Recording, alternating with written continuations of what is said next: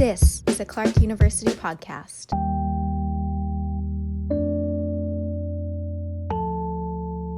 Not always do students nor do my employers enjoy the process of working with me. It's focused, it's dedicated, it's hard work. It causes you to come to terms with what you're making and maybe realize like the art I'm making isn't up to where I thought it was. To be honest with yourself and assess like, okay, can you do better or do we need to settle for this? Telling someone they might need to settle is a challenging thing to hear. Telling them that like, you're a great singer, but you can't play guitar. If you want to have awesome guitar on this, it's not going to be you unless you go practice. I know you want to sing all the parts on this, but it's not happening. The music that you wrote does not align with your singing ability.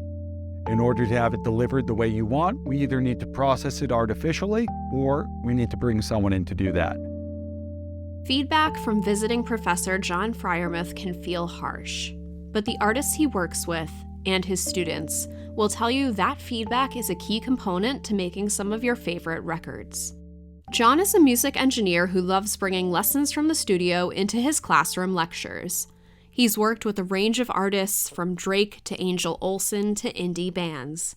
He typically serves one of three roles while working with artists, whether they're marquee names or the emerging musicians in his classroom. John's entry into the music business is quite unordinary. At age 9, he found his way into a studio. His curiosity turned into a fruitful apprenticeship. I saw where people were going with instruments, and then I followed them and didn't leave. I was a pest.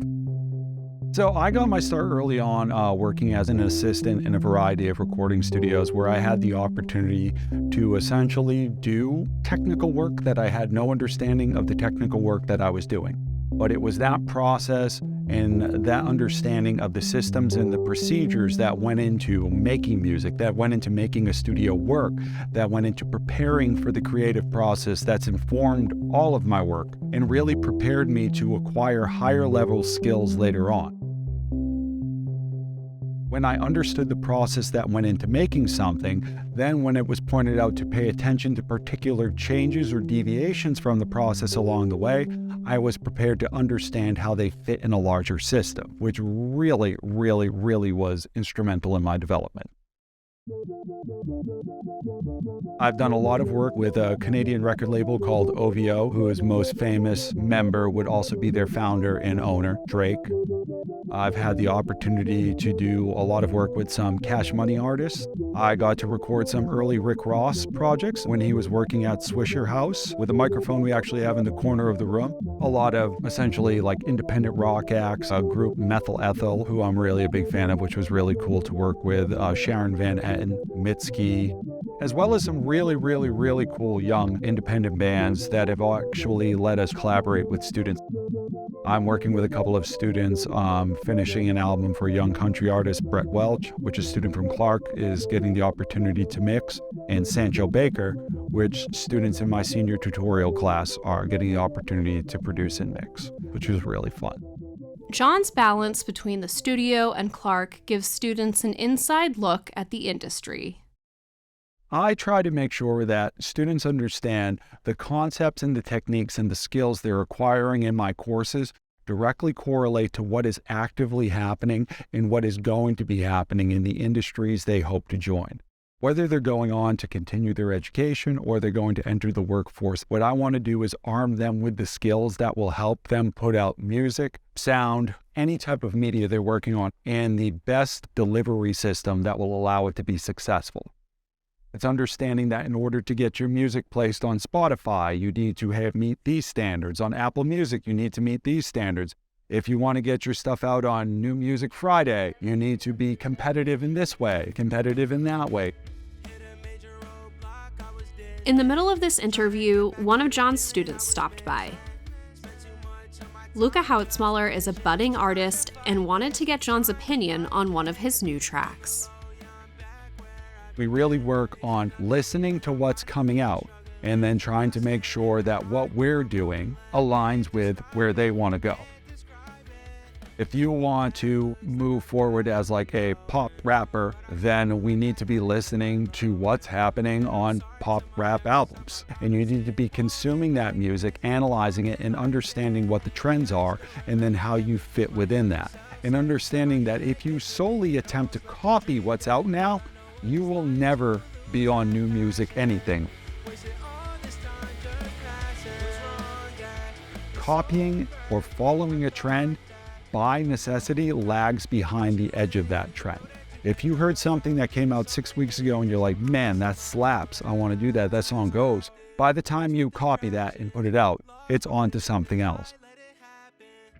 So it's more about understanding what's happening, what's out there now, and what you need to do to help your art get out at that same level. Not necessarily copy what's out there, but meet the standards that allow it to be played next to it. I'm Melissa Hanson, a producer in Clark's communications office, and this is Challenge Change. It's Friday morning and John is listening to new music releases. He's jumping from Spotify to Apple Music, analyzing how different the songs sound based off the playback. First, I'll put the songs on and I will just listen to them and I will see like what catches my attention or what's trending. Once it's trending, I listen to it. Then I listen to it in stages. What's happening compositionally? That's my formal musical analysis. What's happening lyrically? How is that relating to what the artist had done prior? How is that relating to what the artist is doing now? How does that relate to genre expectations? Is it pointing out a problem within that music and addressing it? Is all of that supporting the lyrical content and supporting the musical content? These things coming together allow for success in this genre.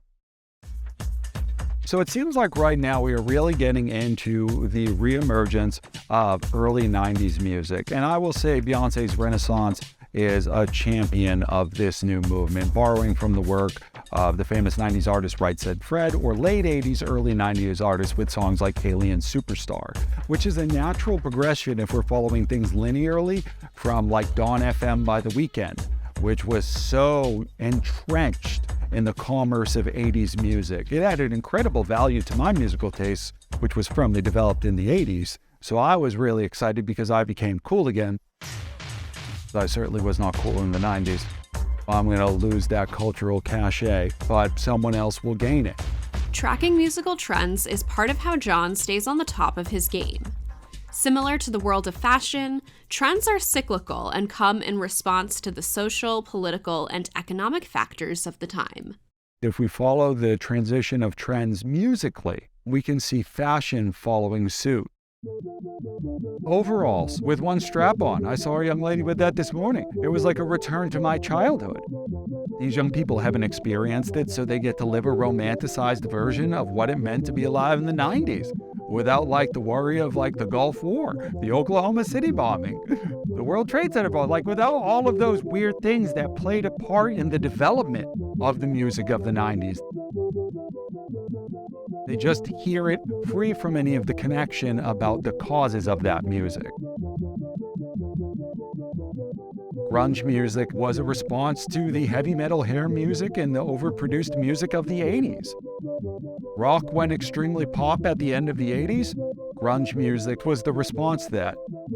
We have rap as like the most popular pop music now. There's going to be a response to that. Will it be embracing the trends and the concepts that were put forth by early grunge music, where they're talking about alienation, where they're talking about feeling depressed, where they're talking about a struggle to assimilate, not being part of something, not having something to latch onto? That could very well be the next development in that art form's trend. Or will it be a return to physical musicianship, let's say? One of the big things about the movement from the excess-produced albums of the 80s to the music and rock in the early 90s is the fact that it was people obviously playing their instruments. The reason why we could tell is because a lot of it was played very badly, but that gave a sense of authenticity, that gave a sense of realness that helped people like embrace it. I love the Pixies, a 90s group. Could the Pixies play as well as everyone else around? Could they play as well as the people in the outfield? No, but they didn't have to. And if they did, it would not support the narrative or the emotion that was captured in a song like Monkey's Gone to Heaven.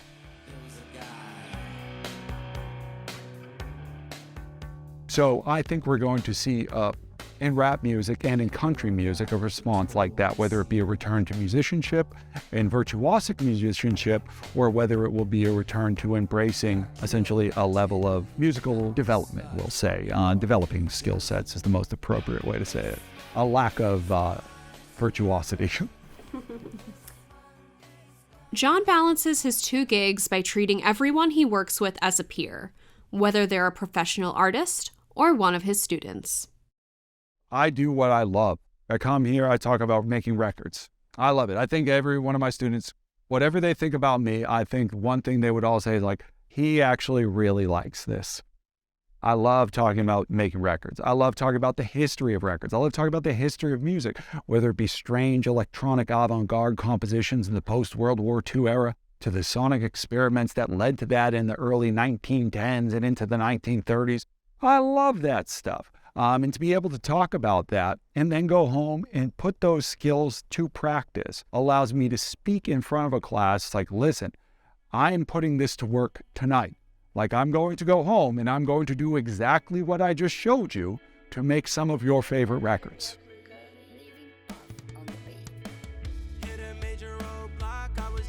To learn more about music at Clark, visit clarku.edu/music. A special thanks to interns Brenna Moore and Daniel Kelly for their help with this episode. This episode contains music from Beyonce, the Pixies, and Luca Hautzmuller. Challenge Change is produced by Andrew Hart and Melissa Hansen for Clark University. Find other episodes wherever you listen to podcasts. 1, 2, 3, Clark!